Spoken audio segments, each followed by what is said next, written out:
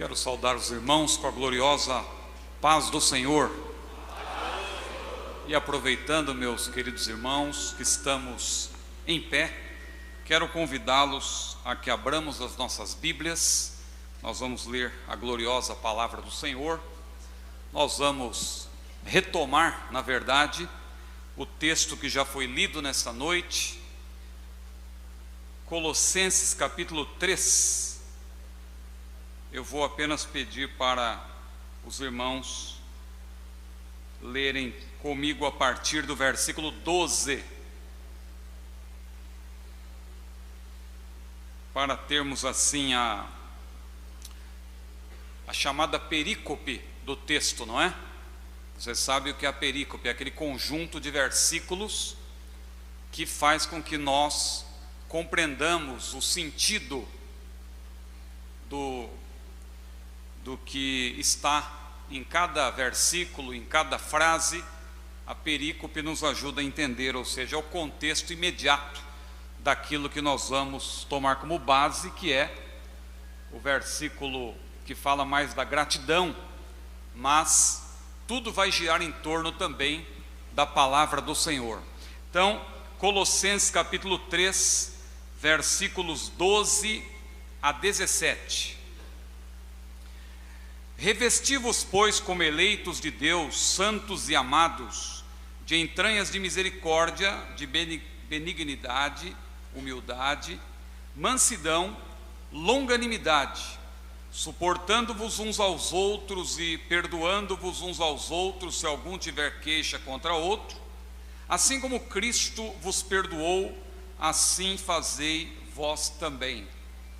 E sobre tudo isto, revesti-vos de caridade, que é o vínculo da perfeição, e a paz de Deus, para a qual também fostes chamados em um corpo, domine os vossos corações e sede agradecidos.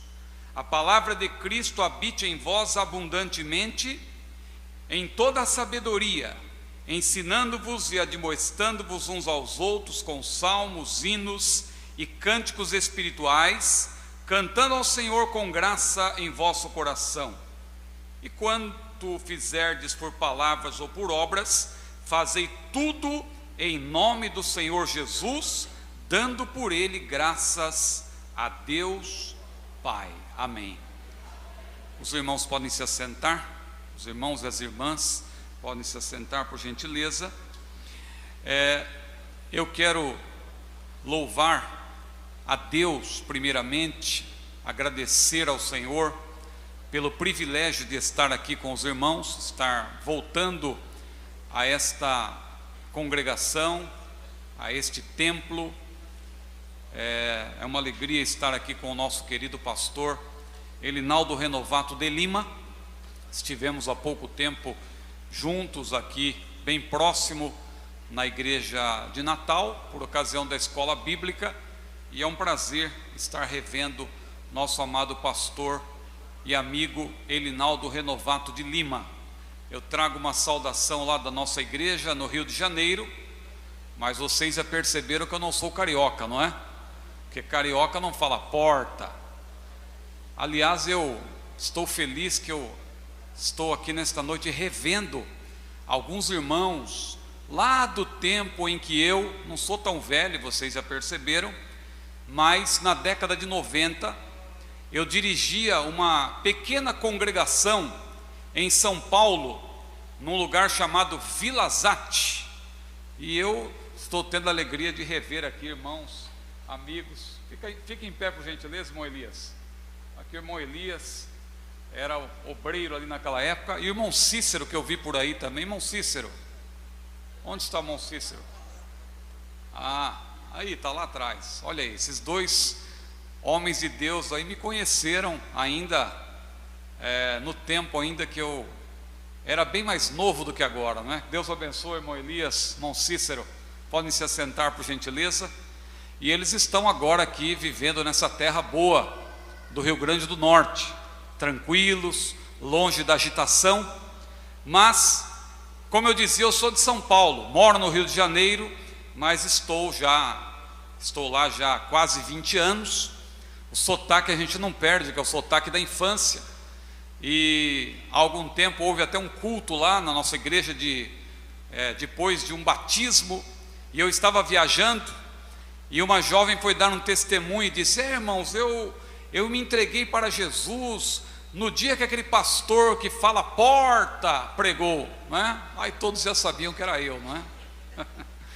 Então, de maneira que eu trago uma saudação lá da Assembleia de Deus de Niterói, mais precisamente da Ilha da Conceição, pastor Paulo Lopes, onde eu ali estou cooperando por graça de Deus. Fui muito tempo da Assembleia de Deus em Cordovil, não vá confundir com Clodovil, em Cordovil, ali, e também estou já na Ilha da Conceição há aproximadamente 7 anos, 7 anos mais ou menos, ali na Ilha da Conceição, em Niterói. É uma alegria, irmãos, estar aqui. Agradeço a Deus pelo privilégio, agradeço ao pastor Elinaldo pelo honroso convite, pela recepção tão hospitaleira, tão carinhosa. Quero agradecer a nossa querida irmã, doutora Régia, não é? Que fez o contato conosco, também o seu querido esposo, pastor Joanes, que tem me recebido de uma maneira muito hospitaleira, muito carinhosa. Eu estou muito feliz aqui entre os irmãos. Os irmãos receberam aí um roteiro. Eu percebi que a maioria dos irmãos que estão aqui nesta noite fizeram as inscrições, mas quem está aqui participando que não fez as inscrições, porque o culto de hoje é aberto a todos, acompanhe aí com o seu irmão, a sua irmã ao lado, e depois, se desejar, também faça a inscrição, porque nós temos aí um roteiro das nossas mensagens / palestras, que nós vamos aqui, segundo a graça de Deus, apresentar. Hoje vai ser uma mensagem que nós chamaríamos, você que gosta de homilética sabe que existe a pregação ou a mensagem expositiva, textual e temática. A nossa mensagem hoje vai ser expositiva, segundo a graça do Senhor. Vamos nos deter nesse texto de Colossenses 3. Aliás, eu quero aproveitar aqui para recomendar, não tem ali no estande da CPAD, mas eu fui informado que talvez amanhã os irmãos possam encontrar. Quem não conhece ainda, adquira. Eu sei que o pastor Elinaldo já deve ter falado muito desse livro aqui, mas como ele é um livro de 2004, é possível que alguém ainda não conheça este livro do pastor Elinaldo, Colossenses. Se você quiser entender melhor este versículo que está sendo tomado como base, e toda a perícope, como eu falei, Colossenses 3, 12 a 17, e na verdade toda a epístola de Colossenses, se você quiser conhecer melhor, adquira o livro do pastor Elinaldo Renovato de Lima, Colossenses. Aqui está a carta aos Colossenses que o pastor Elinaldo Renovato de Lima escreveu, a perseverança da igreja na palavra nesses dias difíceis e trabalhosos. Aliás, eu cito este livro nas referências. Você pode acompanhar que nós teremos 3 mensagens, 3 palestras. Na primeira não tem referências, nem na segunda, mas na última você vai ver que eu faço menção aí de algumas obras que eu consultei para preparar este material, e também, modéstia à parte, eu cito algumas obras também de nossa autoria, que amanhã, se Deus quiser, também faremos alguma menção aqui com moderação, sem muito exagero, porque o nosso desejo realmente é expor a palavra do Senhor. Meus irmãos, vamos então, nesta noite, segundo a graça do Senhor, meditar sobre este tema, gratidão pela palavra.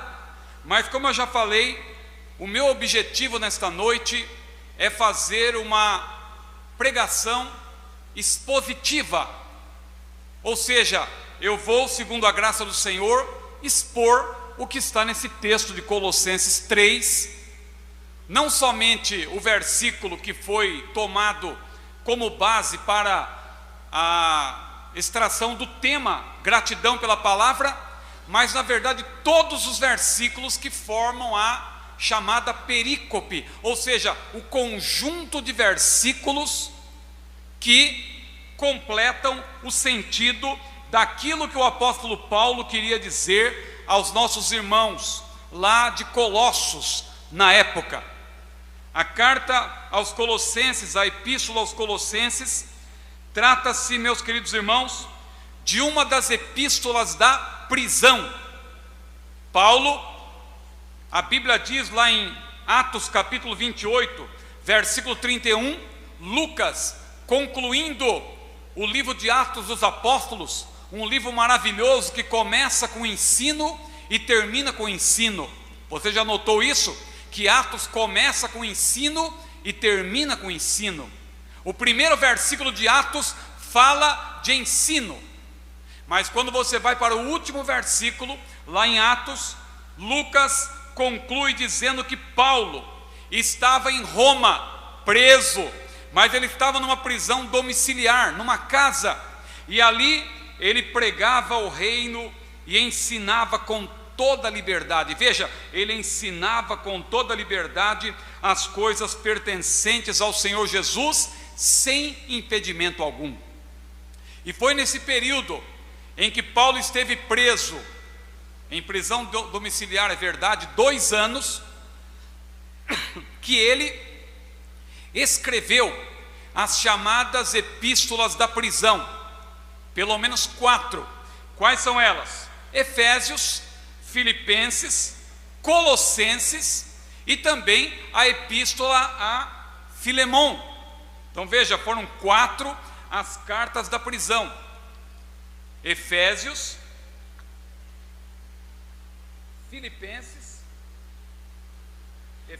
Filipenses, Colossenses, que é objeto aqui da nossa abordagem nessa noite, e Filemon. E quais foram os propósitos de Paulo ao escrever aos Colossenses? Os propósitos, meus queridos irmãos, aqui sem entrar muito nos detalhes aqui da epístola aos Colossenses, mas quais foram os propósitos de ele escrever aos crentes lá de Colossos? Aliás, foi uma carta que também foi endereçada aos laodicenses, porque eram cidades vizinhas. E Paulo, ao escrever aos Colossenses, ele disse também que a carta deveria ser lida também na congregação de Laodiceia, que ficava muito próxima de Colossos, ali na província da Ásia, quase na Lícia. Você que é bom de geografia bíblica, você sabe do que eu estou falando. Aliás, é bom até dizer que quando se fala de Ásia, 3 lugares podem ser chamados assim, de Ásia: o continente asiático, o grande continente asiático, mas também a Ásia Menor, conhecida como Anatólia, que é menor em comparação com o continente asiático, mas é também uma região muito grande, a Ásia Menor. E dentro da Ásia Menor estão várias províncias romanas: Capadócia, Galácia, Lícia, como eu falei, que é pequena, ficava ali ao sul de uma província também chamada Ásia. Então veja, Ásia é nome de continente, é nome de região, Ásia Menor, e é nome também de uma província. Quando a Bíblia fala das igrejas da Ásia, lá em Apocalipse, são as igrejas da província da Ásia, mencionadas em sentido horário a partir de Éfeso.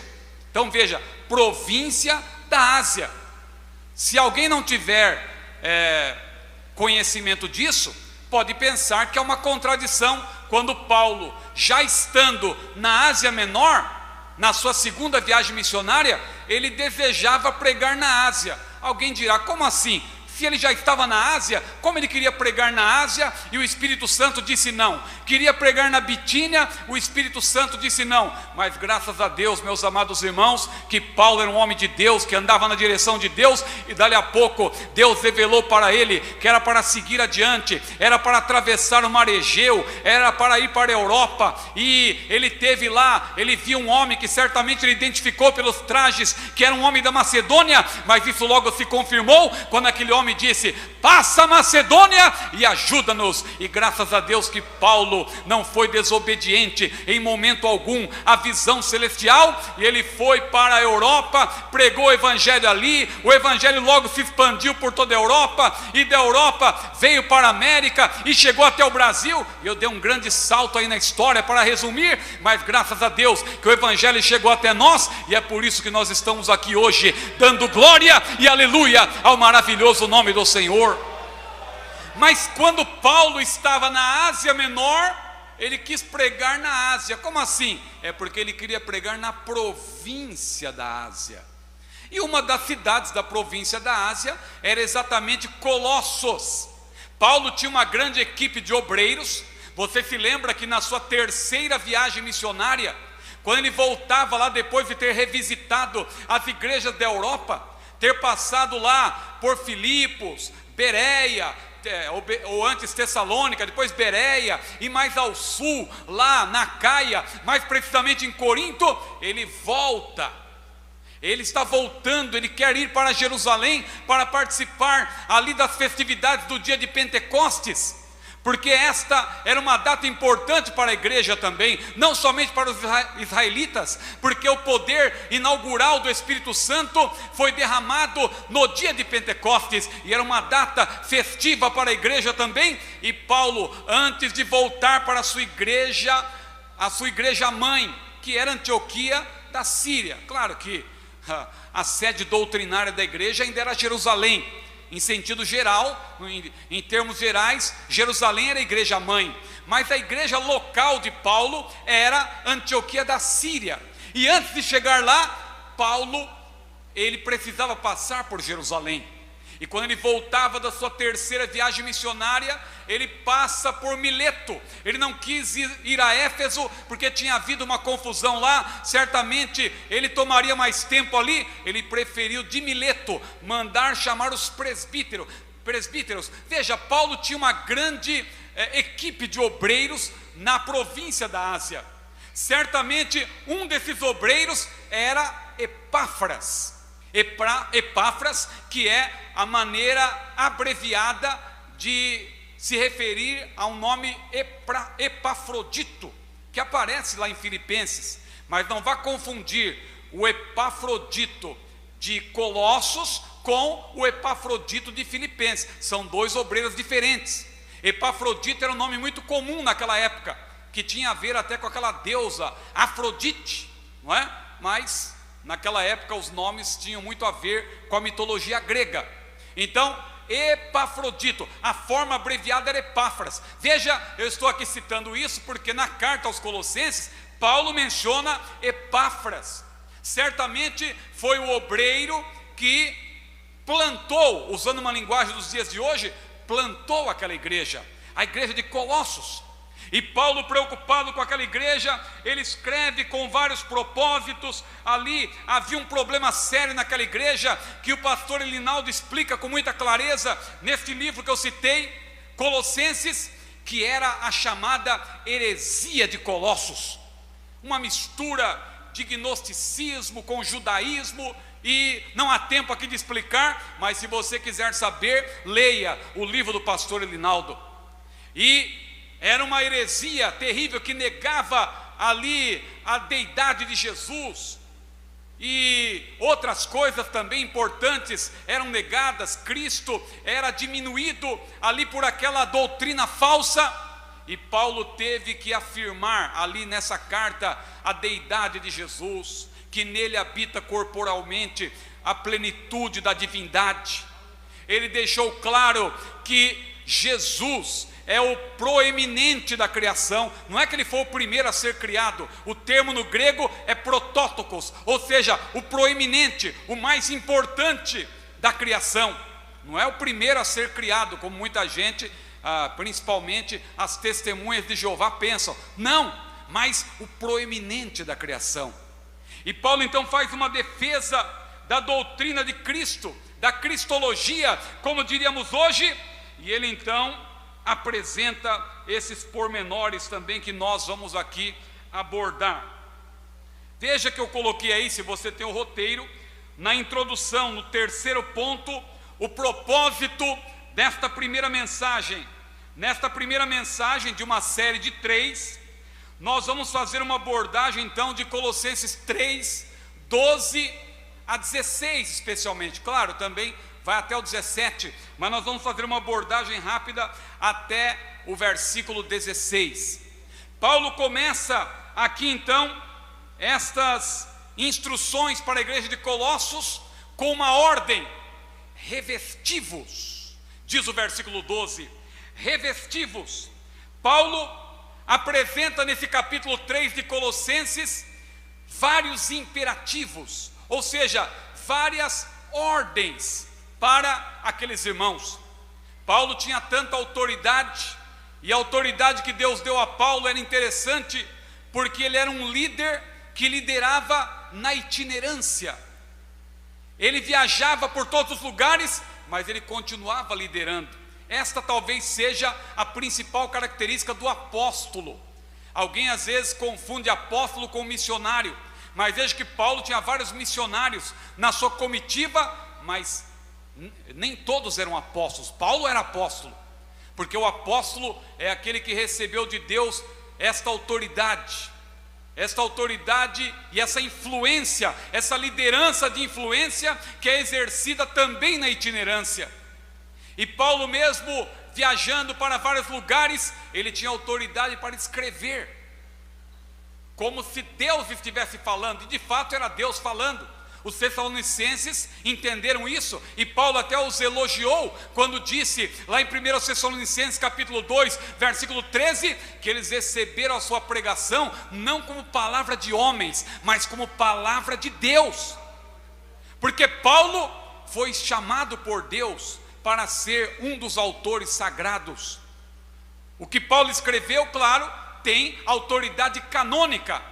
O pastor Elinaldo vai até falar do cânon, pelo que eu dei uma olhada aqui no roteiro, e é muito importante você saber o que é o cânon, os livros que têm o selo da inspiração divina. E meus queridos irmãos, Paulo então ele dá várias ordens, há vários imperativos nesse capítulo 3 de Colossenses. Ele começa, por exemplo, com o imperativo buscai. Se já ressuscitaste com Cristo, buscai as coisas que são de cima. E ele continua dizendo, pensai nas coisas que são de cima, e vai mais adiante, e diz que é para mortificar, mortificai os vossos, ali falando do pecado, mortificai os vossos membros. Depois, mais adiante, ele diz, despojai-vos, porque ele apresenta um contraste entre despir-se e vestir-se. Depois ele diz, não mintais, e finalmente ele chega no versículo 12, neste mandamento, nesta ordem, neste imperativo, revesti-vos. O que seria isto, meus queridos irmãos? O que seria isto, minhas queridas irmãs? Revestir-se. Observe que o próprio texto, se você ler com atenção, Colossenses 3, você vai ver que Paulo diz que nós, agora falando de todos nós, porque o que Paulo escreveu aos Colossenses, claro, estende-se a nós, também é para nós por extensão. Os destinatários originais foram os Colossenses, mas ali ele escreveu para a igreja de Deus, aquilo era para ser lido nas igrejas, assim como também em Apocalipse, a Bíblia diz lá, naquelas cartas que João escreveu às igrejas, também se diz ali, quem tem ouvidos ouça o que o Espírito diz às igrejas. Havia particularidades ali de algumas igrejas, mas as instruções que foram transmitidas, as promessas, claro, elas são extensivas a todo o povo de Deus.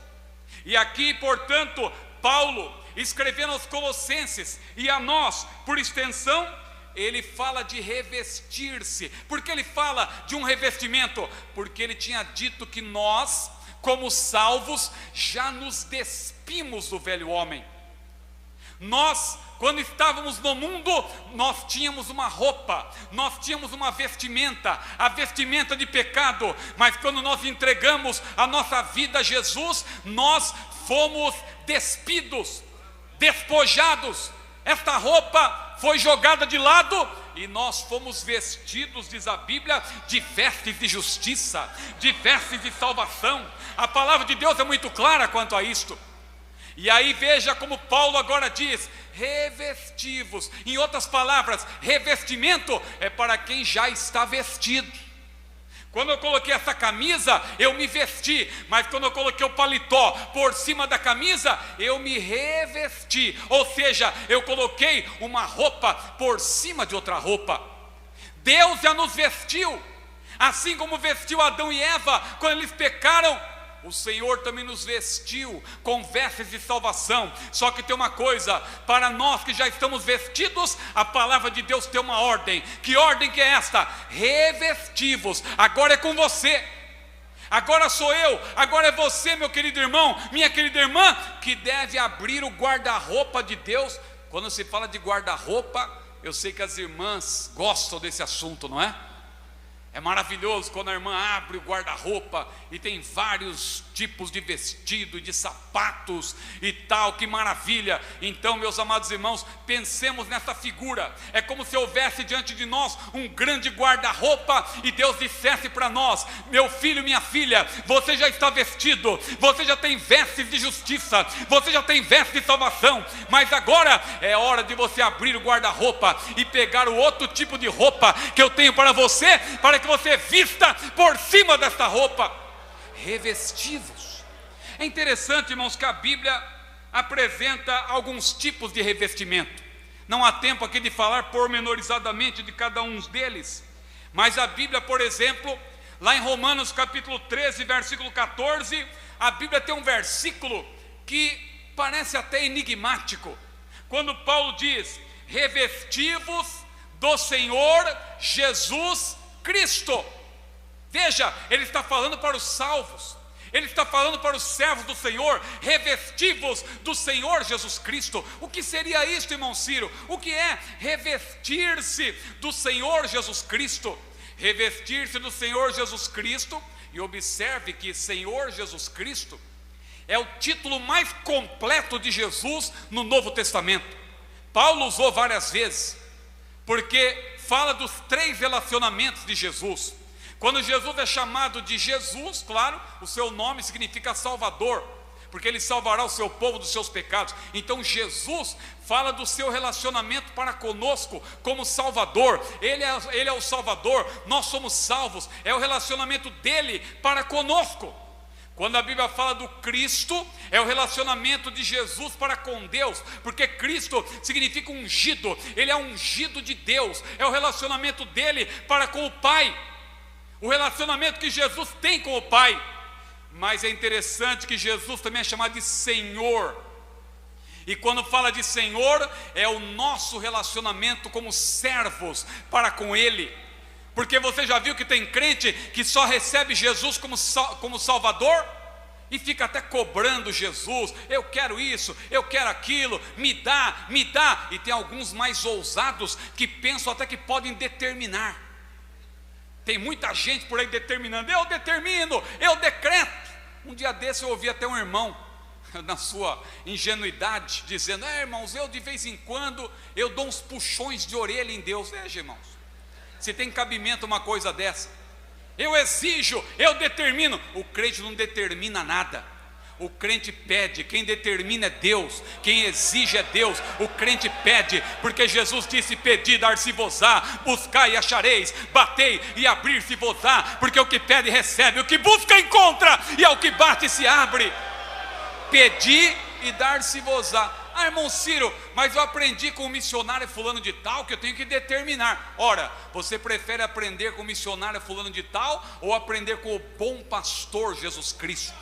Ele mandou pedir, porque, meus irmãos, tem crente que não entendeu ainda que Jesus não é apenas Salvador, Jesus é o Senhor Jesus Cristo.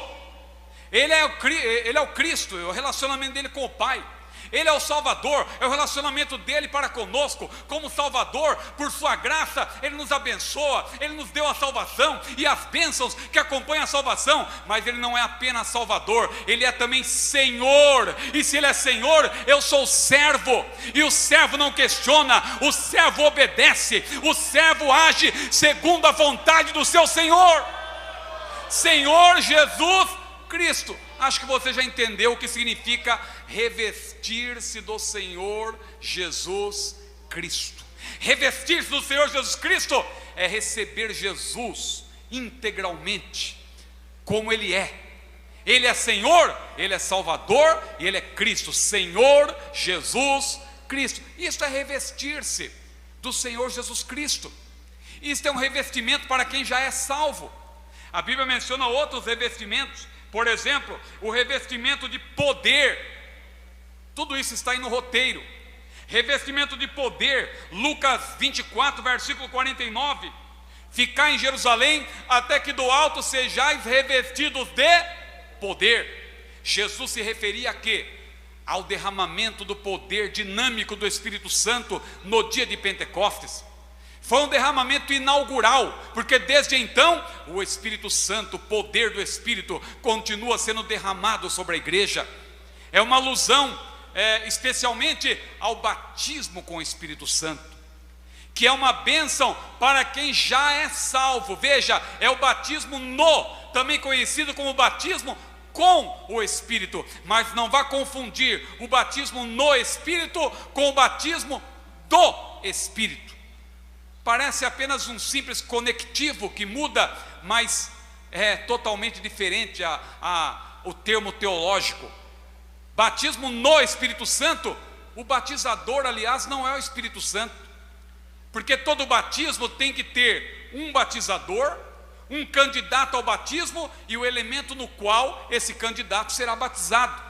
Pense no batismo em águas. Tem lá o pastor ou a equipe de obreiros que vai batizar. Tem o candidato, e quando ele chega, o pastor então ali citando ali, pedindo para o candidato também fazer uma declaração. Naquele momento, uma declaração de fé. Ele então é mergulhado na água, o elemento é a água. Então tem o batizador, tem o candidato ao batismo e tem o elemento no qual esse candidato é mergulhado. É um batismo. Batismo significa mergulho. É o sentido desse termo, batismo. Agora, quando se fala de batismo ou batismo com o Espírito Santo, o batizador não é o Espírito Santo. O batizador é Jesus. João Batista mesmo disse: eu vos batizo com água para arrependimento, mas após mim vem outro que é maior do que eu, e eu não sou digno de, abaixando-me, desatar as correias das suas sandálias, das suas alparcas. Ele vos batizará com o Espírito Santo e com fogo. Quem é o batizador? É Jesus. Jesus é quem batiza no Espírito Santo. Então, no batismo no Espírito Santo, Jesus é o batizador. O crente é mergulhado onde? Ele é mergulhado no Espírito, nas águas do Espírito, por assim dizer, para fazer uma ilustração. Ou seja, então Jesus mergulha o crente no Espírito Santo. Agora, não confunda isto com o batismo do Espírito Santo. O batismo do Espírito Santo, o termo já diz. O batizador é o próprio Espírito Santo. Isso aí acontece no momento da conversão. Quando a pessoa entrega a sua vida a Jesus, o Espírito Santo toma o crente, o salvo em Cristo Jesus, e insere, mergulha, onde? No corpo de Cristo, a igreja do Senhor, aleluia. Esse é o batismo do Espírito Santo. Então, meus amados irmãos, quando se fala de revestimento de poder, é o batismo e não o batismo porque alguns irmãos aí de outras igrejas acabam confundindo uma coisa com a outra, mas na verdade, como eles até usam esse termo, é sim uma segunda bênção. Porque a primeira bênção é a bênção da salvação. É como fogão. O fogão tem a chama mínima e a chama máxima. Quando você acende o fogo, você vira uma vez, tem a chama mínima. O fogo já está aceso. Porque a salvação é representada na Bíblia também como tocha de fogo, como luz, aleluia, que queima o pecado, que ilumina. Glória a Deus. Quando Jesus chegou lá na Galileia, a Bíblia diz: o povo que estava em trevas viu uma grande luz, e aos que estavam na região da sombra da morte, a luz raiou, porque a salvação traz luz. Então veja, falando do fogão, quando a pessoa é salva, acendeu fogo, mas ainda é a chama mínima. Quando a pessoa recebe o batismo com o Espírito Santo, dá mais uma virada, é chama máxima. Glória seja dada ao maravilhoso nome do Senhor. Se você ainda não recebeu esta bênção, ainda hoje ou ainda durante esta festividade, você poderá receber esta bênção maravilhosa, o batismo com o Espírito Santo, revestimento de poder. E meus irmãos, são tantos revestimentos, eu ficaria aqui falando e eu não posso, porque eu tenho que avançar. Mas a Bíblia fala do revestimento do Senhor Jesus Cristo, revestimento de poder. Eu coloquei aí também, revestimento da armadura de Deus, é para o salvo. A pessoa do mundo não pode tomar essa armadura, ela não tem o guarda-roupa diante de si, ela ainda está com as vestes do pecado, ela ainda não recebeu vestes de justiça. Agora você, meu irmão, você, minha irmã, você já tem vestes de salvação. Você já tem veste de justiça. Você pode tomar esta roupa que está diante de você. Que roupa é esta? A armadura de Deus. E Paulo detalha: capacete da salvação, couraça da justiça, escudo da fé e espada do Espírito, que é a única arma de ataque. Mas será que precisa outra? É a palavra de Deus. É a única arma necessária de ataque, é a palavra de Deus. Escudo da fé, couraça da justiça, capacete da salvação, calçados os pés na preparação do evangelho da paz, e ainda tem o cinto, cingindo os lombos com a verdade. Mas alguém dirá: para que cinto? Precisa de cinto para quê? Meu querido irmão, se você estudar sobre a armadura nos tempos bíblicos, você vai ver que o cinto era usado para segurar as armas. O cinto tinha que estar bem firme, porque se o cinto estivesse frouxo, as armas cairiam. Veja que a verdade não é comparada ao cinto por acaso. A verdade não pode ser relativizada, a verdade não pode ser afrouxada. O cinto tem que estar bem firme. Glória ao nome do Senhor, aleluia. Revestivos de toda a armadura de Deus, é outro revestimento. Mas finalmente, irmãos, para resumir, tem este revestimento que Paulo menciona em Colossenses, que eu estou chamando aqui de revestimento do fruto do Espírito. Irmão Ciro, ficou meio confusa essa frase. Como que eu vou me revestir de um fruto? Veja que fruto do Espírito é um termo teológico. Quando se fala de fruto do Espírito, se alguém perguntar para um irmão, para uma irmã que frequenta a escola dominical e perguntar: o que é o fruto do Espírito? Tem gente que tem a resposta na ponta da língua. Fruto do Espírito é o que está lá em Gálatas capítulo 5, versículo 22. Caridade, gozo, paz, longanimidade, benignidade, bondade, fé, mansidão, temperança. Isto é o fruto do Espírito. São 9 elementos que formam um único fruto. É como uma tangerina que tem vários gomos, mas é um fruto só. Veja, uma explicação boa. Mas meu querido irmão, minha querida irmã, fruto do Espírito não é só isso. Quando a Bíblia fala de fruto do Espírito, isso se refere à ação do Espírito Santo em nós, para mudar o nosso interior e moldar o nosso caráter. Isto é fruto do Espírito. Não se restringe apenas a 9 elementos. Paulo citou ali em Gálatas 5:22, 9 elementos. Mas se você ler Efésios 5:9, ele cita outros elementos que não estão lá em Gálatas 5:22.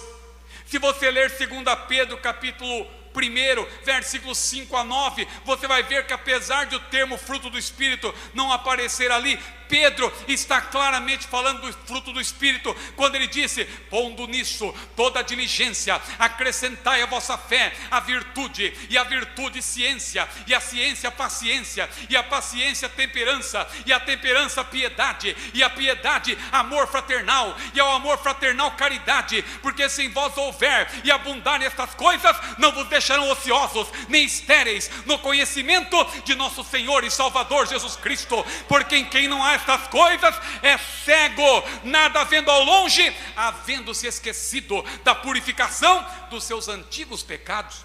Será que Pedro não está falando também do fruto do Espírito? Está, mas o termo fruto do Espírito não aparece ali. Aqui também em Colossenses 3, Paulo está falando do fruto do Espírito. Você pode observar que a maioria dos elementos citados por Paulo aqui estão também em Gálatas 5:22. E quais são esses elementos? Paulo cita aqui, nós vamos citar em seguida, mas é interessante observar que este revestimento que Paulo menciona, o revestimento do fruto do Espírito, por assim dizer, ele tem um sobretudo. Você sabe o que é o sobretudo? Aqui no Nordeste os irmãos dificilmente passam frio, não é? Ou nunca passam frio. Às vezes tem algumas cidades, não é? Aqui não, né? Mas lá para o Ceará diz que tem umas cidades serranas, lá em Pernambuco também, que o pessoal diz que passa frio. Caruaru, parece, diz que faz frio por lá. Eu nunca peguei frio no Nordeste, mas dizem que faz frio em algum lugar. Mas os irmãos aqui, claro, por mais que passem algum tipo de frio, nunca vão usar um sobretudo. Sobretudo é lá em Curitiba, no sul do Brasil, ou na Europa. Os irmãos aqui também que têm muito dinheiro, que viajam pela Europa, vão lá para os Estados Unidos, certamente vão usar um sobretudo, não é? O que é o sobretudo? É aquela roupa grossa, aquele casaco grosso, muitas vezes vai até o joelho ou até os pés. No caso das mulheres, principalmente dos homens, vai mais até os joelhos. E depois que põe toda a roupa, aí coloca o sobretudo por cima. Aí quando chega nos restaurantes, nos lugares que tem aquecimento, a pessoa tira aquele sobretudo e pendura. Esse é o sobretudo. Olha que interessante, Paulo falando do revestimento aqui do fruto do Espírito, ele diz que sobretudo, revestivos. Aqui eu estou usando uma comparação, sobretudo, ou seja, o amor, a caridade aqui é uma alusão ao amor. Você sabe que o termo aqui, usado na época, caridade, aludia ao amor, no seu mais alto grau, o amor de Deus, aquele amor que tem sido derramado em nossos corações pelo Espírito Santo que nos foi dado. Diz lá em Romanos capítulo 5, versículo 5, então é o revestimento do fruto do Espírito, que está aí no tópico 2, os irmãos que estão acompanhando pelo roteiro. Quem não tiver o roteiro, fique atento aqui ao que nós estamos falando, por gentileza. Então nos versículos 12 a 14, Paulo fala desse revestimento, e ele então começa dizendo: revestivos como eleitos de Deus, santos e amados. Eleito aqui, irmão, só para explicar, o termo eleitos aqui é sinônimo de salvo. Eleito aqui é salvo. Não vá pensar que eleito aqui é aquela pessoa que foi eleita arbitrariamente antes da fundação do mundo. Não confunda a eleição da igreja com a salvação individual propriamente dita de cada um que faz parte dessa igreja. Efésios, quando fala da eleição antes da fundação do mundo, Paulo lá em Efésios, capítulo 1, versículo 4, ele, claro, está se referindo à igreja como um todo, e aos crentes efésios que faziam parte dessa igreja, o corpo de Cristo, que foi eleita antes da fundação do mundo. Agora, não tem nenhum versículo na Bíblia que diz que cada crente em particular foi eleito antes da fundação do mundo. Mas, irmão Ciro, e aquele versículo de Apocalipse 17, versículo 18, que fala lá daqueles, não dá para explicar aqui o contexto, mas fala daqueles cujos nomes estão escritos no livro da vida antes da fundação do mundo. Você já leu esse versículo com mais atenção? Ali não diz antes, ali diz desde, não vá confundir antes com desde. No grego, inclusive, a palavra é diferente, o termo é diferente. Antes, no grego, é pró, que está até em prefixos de muitas palavras nossas. Pró, antes. Agora, quando se fala de desde, não é pró, é apó. Apó. Não confunda pró com apó. Apó é desde, ou seja, a partir de. Então, quando a Bíblia menciona ali aqueles cujos nomes não estão escritos no livro da vida do Cordeiro desde a fundação do mundo, significa que a partir do momento em que Deus criou o mundo, em que Deus fundou o mundo e colocou o primeiro casal, Adão e Eva, e as pessoas foram tendo um relacionamento com Deus. A Bíblia fala de Noé que andou com Deus. A Bíblia fala de Enoque, que andou com Deus e Deus para si o tomou. A Bíblia menciona a geração de Sete, que era uma geração piedosa, diferentemente da geração de Caim, que era do maligno. Foi da geração de Caim que veio um homem chamado Meujael, que significa Deus não existe. A Bíblia fala de Abraão, a Bíblia fala de Isaac, ou seja, as pessoas foram tendo um relacionamento com Deus, e a partir daquele momento, desde a fundação do mundo, os nomes foram, eles passaram a ser inscritos no livro da vida, desde aquele momento. Não é que já havia uma lista prévia de eleitos, como alguém pensa, não, já tinha uma lista prévia e não adianta nem você evangelizar, não adianta você pregar, porque já está pré-estabelecido de maneira arbitrária quem é salvo e quem está perdido. Meu irmão, não embarque nessa canoa furada. A igreja, sim, ela foi eleita. O povo de Deus, de maneira geral, foi eleito. A igreja já estava no plano de Deus. Mas os indivíduos que vão formando parte deste eleito, desse povo eleito, claro, eles precisam também crer e se arrepender para que possam alcançar a salvação em Cristo Jesus. Então, quando Paulo fala de eleitos de Deus, santos e amados, aqui é sinônimo de salvos. E ele diz: revestivos, como eleitos, como santos de Deus. E aí ele cita então, primeiro, revestivos de entranhas de misericórdia. Entranhas é algo que vem de dentro, não é algo efêmero. Entranhas, naquela época não era apenas o coração que designava a vida interior, o homem interior.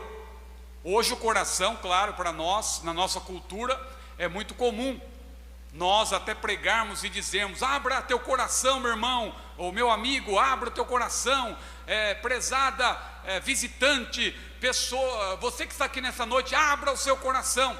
Em outras culturas não é o coração, é a garganta. Mas imagina a gente pregar e dizer: abra a sua garganta. É outra cultura, aqui é o coração. Na cultura daquela época, para quem Paulo estava escrevendo, não era apenas o coração, eram as entranhas. Se falava ali das entranhas, de tudo que estava dentro da pessoa, representando ali o centro, ali a vida interior daquela pessoa, o homem interior. Então Paulo disse: revestivos de entranhas de misericórdia. Entranhas. Paulo está falando aqui do fruto do Espírito. E o que é o fruto do Espírito? Na verdade, é o que Jesus é, nós devemos ser. Imitadores de Cristo. Da mesma maneira que Jesus andou na terra, nós temos que seguir o seu exemplo. João disse que todo aquele que diz que está nele, também deve andar como ele andou. E quando se fala de misericórdia, claro, nós lembramos de Jesus. Jesus que se movia de íntima compaixão. Jesus que era misericordioso. O que é a misericórdia? Misericórdia é você não fazer contra alguém o que esta pessoa merece. Não confunda misericórdia com graça. São dois conceitos diferentes, teologicamente falando. Já que nós estamos aqui numa conferência teológica, é importante fazer esse tipo de explicação. Você sabe qual é a diferença entre graça e misericórdia? Romanos 6:23 explica. Ali diz: o salário do pecado é a morte, mas, e graças a Deus que tem essa palavrinha mas aí. Às vezes eu não gosto da palavrinha mas, porque alguém usa a palavrinha mas para criticar alguém. Eu gosto da igreja lá de Parnamirim, mas eu gosto do pastor Elinaldo, mas sempre quer criticar. Usa a palavrinha mas para fazer uma crítica. Mas graças a Deus que a palavrinha mas em Romanos 6:23 encaixa-se como uma luva. Já pensou se não tivesse a palavrinha mas ali? Já pensou se o versículo terminasse assim: o salário do pecado é a morte, ponto? Nenhum de nós estaria aqui, todos seríamos condenados. Mas graças a Deus que o versículo diz: o salário do pecado é a morte, mas o dom gratuito de Deus é a vida eterna por Cristo Jesus, o nosso Senhor. Percebeu a diferença entre graça e misericórdia? Ali se menciona salário e dom. Salário é alguma coisa que você recebe merecidamente. Quem trabalha merece receber um salário. Agora, dom, o que é? Dom é uma dádiva, é um presente. A pessoa não merece necessariamente. Você dá porque você quer dar. Você quer dar um presente para o seu marido, para a sua esposa, para o seu filho, para o seu pai. Você quer dar um presente para o seu amigo. É um dom, é um presente, é uma dádiva. Então veja, o salário do pecado é a morte. Em outras palavras, o que eu mereço, porque salário é o que a pessoa recebe merecidamente, e eu sou pecador, você é pecador, você é pecadora. O salário que nós merecemos é a morte. O salário do pecado, o que eu mereço é a morte. Mas o dom, o presente, aquilo que eu não mereço, é a vida eterna por Cristo Jesus, o nosso Senhor. Então qual é a diferença entre graça e misericórdia? Graça é quando Deus dá o que eu não mereço. E o que é misericórdia? Misericórdia é quando Deus não dá o que eu mereço. Então pela graça o Senhor me deu a salvação, Ele me dá o batismo com o Espírito Santo, renovação e etc. Ele dá o que eu não mereço. Agora pela misericórdia Ele não me dá o que eu mereço, porque a Bíblia diz que as misericórdias do Senhor são a causa de nós não sermos consumidos. Então pela sua misericórdia Ele não me dá o que eu mereço. Eu mereço o inferno, eu mereço ser condenado, mas pela misericórdia do Senhor eu não recebo isso. Então o que é misericórdia? É não dar o que alguém merece. Você percebeu o que é ser misericordioso? Alguém faz um mal para você, aquela pessoa merece receber o mal, você tem o direito até de se vingar, digamos assim, porque você foi atingido, você foi ofendido. Mas como você é um servo de Deus, como você é uma serva do Senhor, você se reveste de entranhas de misericórdia, e você não dá àquela pessoa o que ela merece. Isto é exercer misericórdia. Então revestivos de entranhas de misericórdia, revestivos de benignidade, porque Jesus é bom. Pedro, pregando na casa de Cornélio, ele disse que Jesus andou fazendo bem, curando a todos os oprimidos do diabo, porque Deus era com ele. E se Jesus andou fazendo bem, o crente que se preza, ele também anda fazendo bem. Aleluia. Revestivos de humildade. Jesus, quando andou na terra, era humilde. E meu amado irmão, humildade é uma coisa que alguém pensa que vem através de oração. Às vezes eu ouço até alguém orando, a gente ajoelha do lado de alguém, a pessoa está orando, a gente acaba ouvindo a oração. Ou às vezes até no microfone a pessoa ora, a gente ouve, e a pessoa diz: Senhor, me humilha, Senhor, eu quero ser mais humilde, me humilha. Graças a Deus que o Senhor não ouve esse tipo de oração. Já pensou se Deus fosse nos humilhar, irmãos? Como Deus humilhou Nabucodonosor, que era soberbo. Deus abate o soberbo, Deus humilha o soberbo. Agora, para o servo de Deus é diferente. Para o servo de Deus, a palavra do Senhor diz: humilhai-vos debaixo da potente mão de Deus, para que a seu tempo Ele vos exalte. se o meu povo, que se chama pelo meu nome, se humilhar e orar e buscar a minha face e se converter do seu mau caminho, então eu ouvirei dos céus e perdoarei os seus pecados e sararei a sua terra. Veja, humilhai-vos. Se o meu povo se humilhar, irmãos, é mandamento. Somos nós que temos que nos humilhar. Temos que nos revestir. Pedro escreveu lá em 1 Pedro capítulo 5, versículo 5, que a humildade em particular, claro, faz parte do fruto do Espírito, mas é também um revestimento em particular. O crente tem que se revestir de humildade. Ele tem que ter uma postura modesta. Ele tem que ter uma conduta humilde. Mas você já viu que parece que ser humilde hoje em dia é até pecado. As pessoas não querem ser humildes. O camarada começa a fazer um curso de teologia aí por correspondência, ou talvez um curso aqui na ETAP, que maravilha, um curso maravilhoso, mas dali a pouco o camarada já pensa que é a quarta pessoa da Trindade. Eu sou fulano de tal. Ou se não faz uma viagem, Deus começa a abençoar. Hoje não é tão difícil viajar como antes. Aí a pessoa faz uma viagem, Deus abre a porta, a pessoa vai, prega lá na Colômbia, prega na Venezuela, prega no Paraguai, ou vai mais longe, prega nos Estados Unidos, consegue pregar na Europa, e quando volta, diz: agora eu sou conferencista internacional. Ora, se os outros disserem isso de você, não tem problema nenhum. Eu, por graça de Deus, às vezes, eu sou chamado assim, não é? Por bondade. O pastor Elinaldo também ele é de fato um conferencista internacional, não é? Mas eu estou dizendo daquela pessoa que às vezes se gaba: eu sou conferencista internacional. E parece que esse título hoje já se tornou até batido, não é? Acho que a pessoa tem que usar um título diferente para se destacar. Conferencista internacional agora todos usam. Tem que usar outra coisa diferente, quem sabe conferencista interplanetário, ou conferencista intergaláctico. Talvez desse jeito a pessoa chame mais atenção, ou talvez vice-deus, alguma coisa desse tipo. Mas, meu amado irmão, a palavra de Deus manda nós nos humilharmos.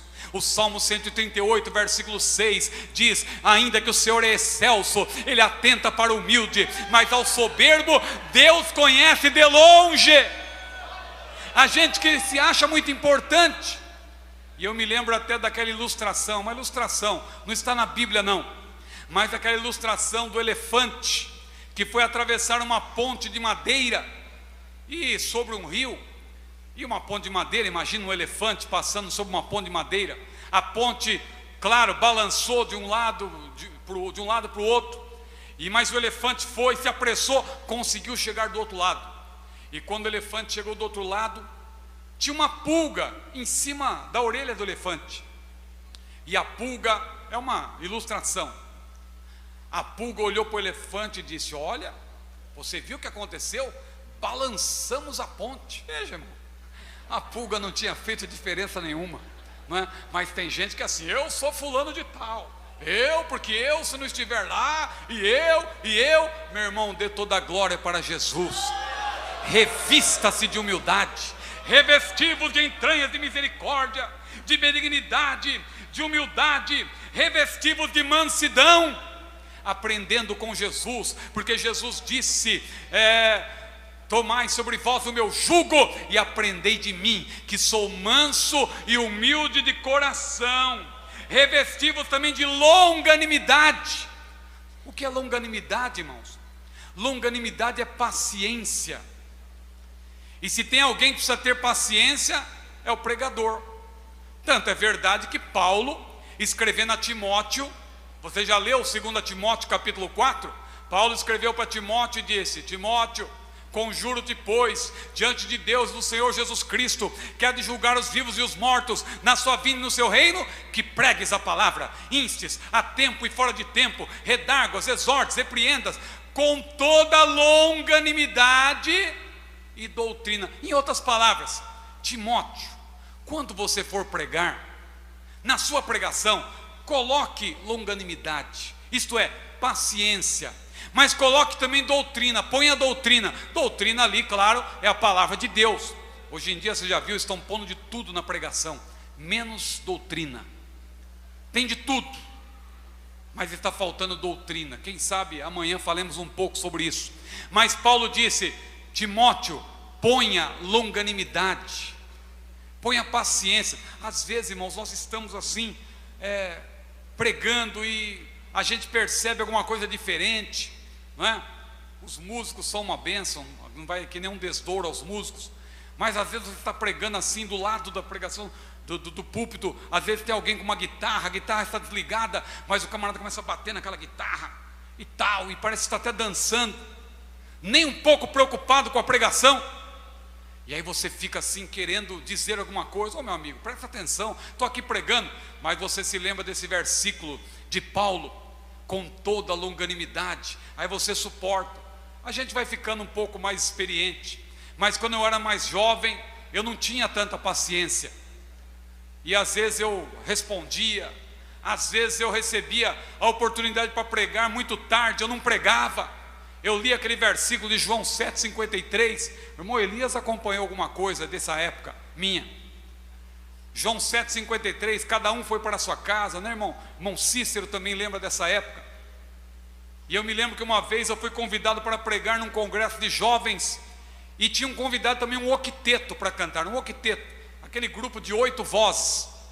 E o dirigente do culto disse: irmãos, o octeto agora vai cantar pelo menos 10 hinos. Eu pensei que era brincadeira.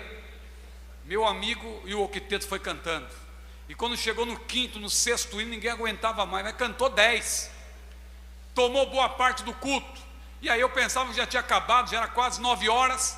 Aí alguém lá fez uma oração e tal, tiraram a oferta. Aí o pastor disse: irmãos, agora está chegando a hora mais importante do culto, mas antes nós precisamos ouvir mais pelo menos 3 hinos pelo octeto. E vai lá o octeto cantar mais um pouco. Quando eu olho para o relógio, 9h30, e era um lugar perigoso, eu falei: quer saber de uma coisa? Eu não vou pregar coisa nenhuma. Quando eu peguei o microfone, e pior que eu falo que a gente vai aprendendo, porque eu fui até irônico, irmãos. Eu falei: irmãos, eu gostaria muito de pregar nessa noite, estou aqui com a mensagem preparada, mas o octeto está cantando tão bonito, que eu vou pedir para o octeto cantar mais um hino e tal, eu não vou pregar nessa noite. E aí o pastor falou: irmão, prega, por favor, o povo. Veja, hoje eu não faço mais isso.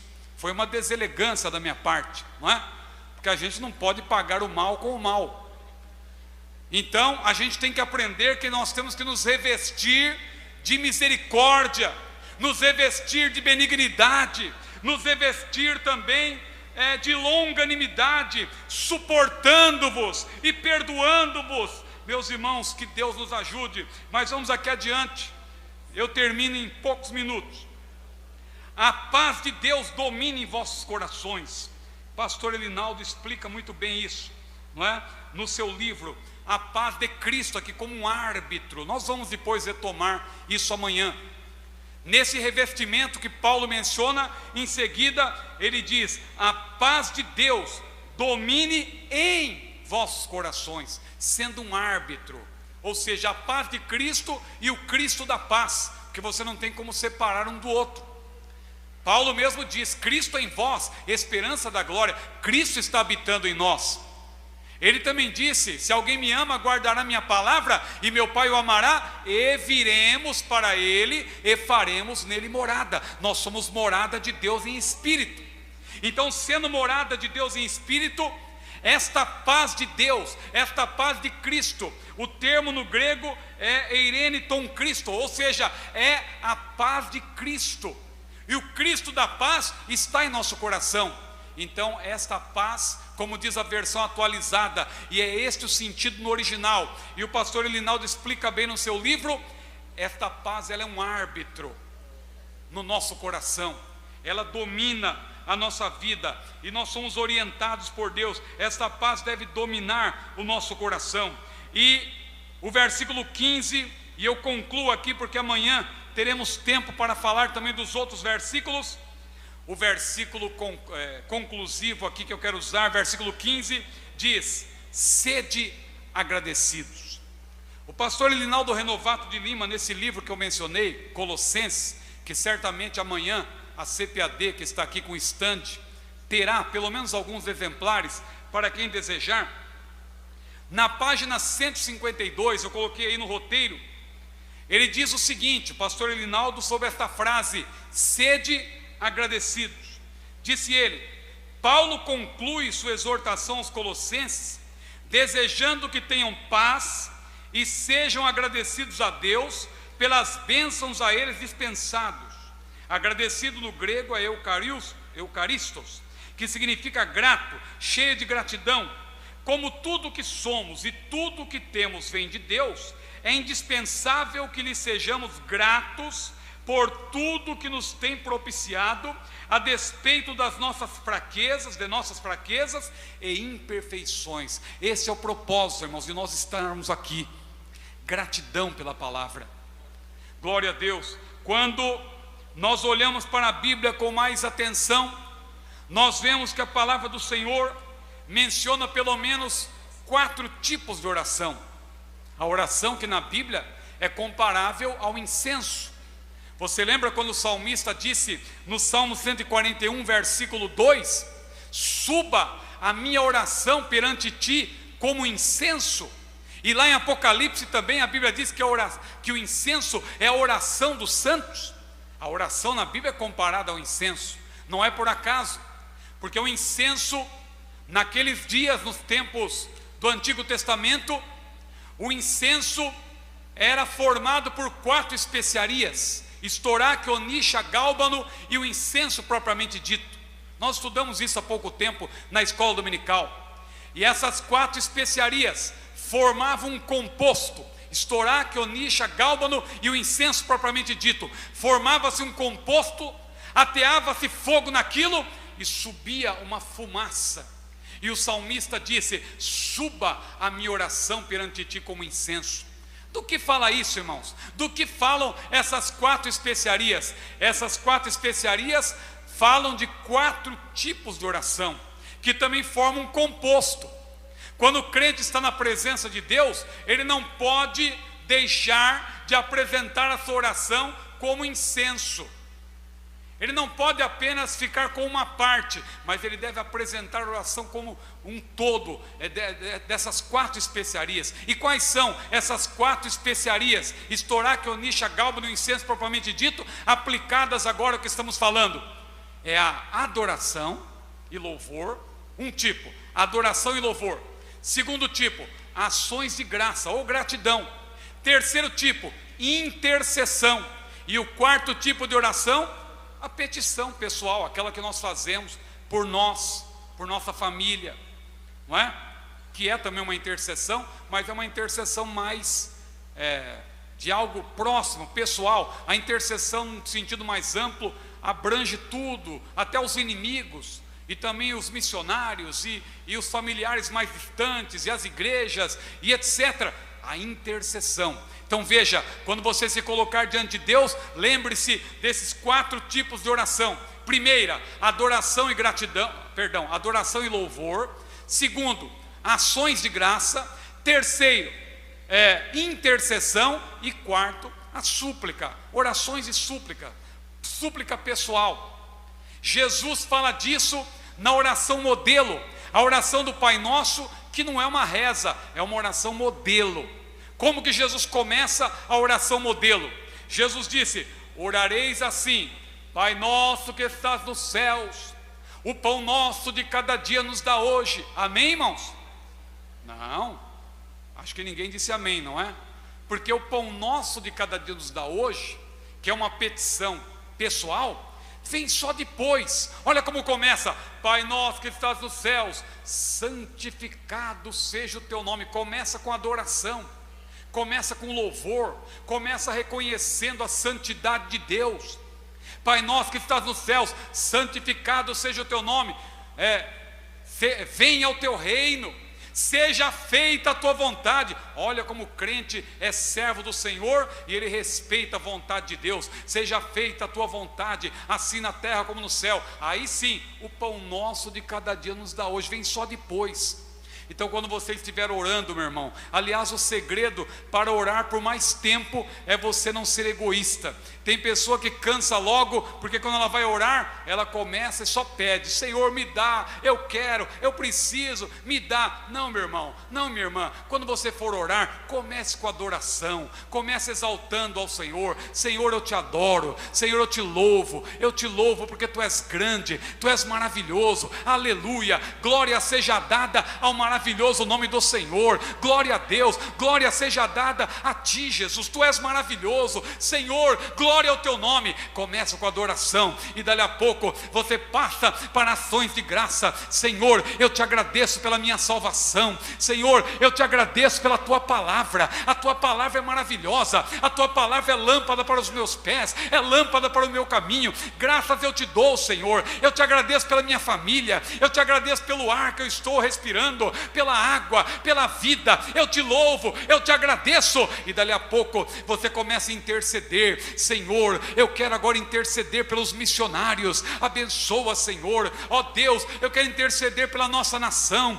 ó meu Deus, pelo nosso presidente, pelo governador, ó Senhor, pelas autoridades constituídas, eu quero interceder também, Senhor, pela família. E você vai intercedendo, aleluia, e dali a pouco, meu amado irmão, vai sobrar bem pouco, é para você pedir por você mesmo, você vai estar envolvido na graça de Deus. E sabe de uma coisa, às vezes nós nem precisamos pedir, porque aliás nós nem sabemos como pedir, aleluia, e nós servimos um Deus que vai adiante de nós, um Deus que está na nossa frente. A Bíblia fala daquelas 3 mulheres que estavam indo para prestar uma homenagem a Jesus, ali como era costume da época. Jesus havia morrido, estava sepultado, e elas queriam ungir o corpo de Jesus, mas elas tinham uma preocupação. Elas diziam: quem nos revolverá a pedra da porta do sepulcro? E aquela preocupação era uma preocupação procedente, porque aquela pedra, ela pesava cerca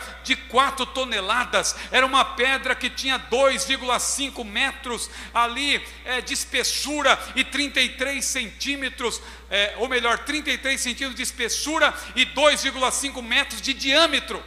4 toneladas, corria numa ranhura, num sulco que era feito na terra, e era necessário que homens fortes empurrassem aquela pedra. Mas, meu querido irmão, aquelas mulheres, minha querida irmã, estavam preocupadas com algo que nem existia mais, porque quando elas chegaram lá, a Bíblia diz, a pedra já estava revolvida, porque nós servimos um Deus que vai adiante de nós. E nessa noite, meu querido irmão, eu estou dizendo essa palavra, minha querida irmã, para você ser grato a Deus, você ser grata ao Senhor. E às vezes você pode até não saber como pedir, mas você serve a um Deus que já está na sua frente, e a pedra já foi revolvida, a pedra já foi tirada, o obstáculo já foi removido, e você pode entrar pela porta com gratidão pela palavra. Glória seja dada ao maravilhoso nome do Senhor. Que Deus abençoe a todos, em nome de Jesus.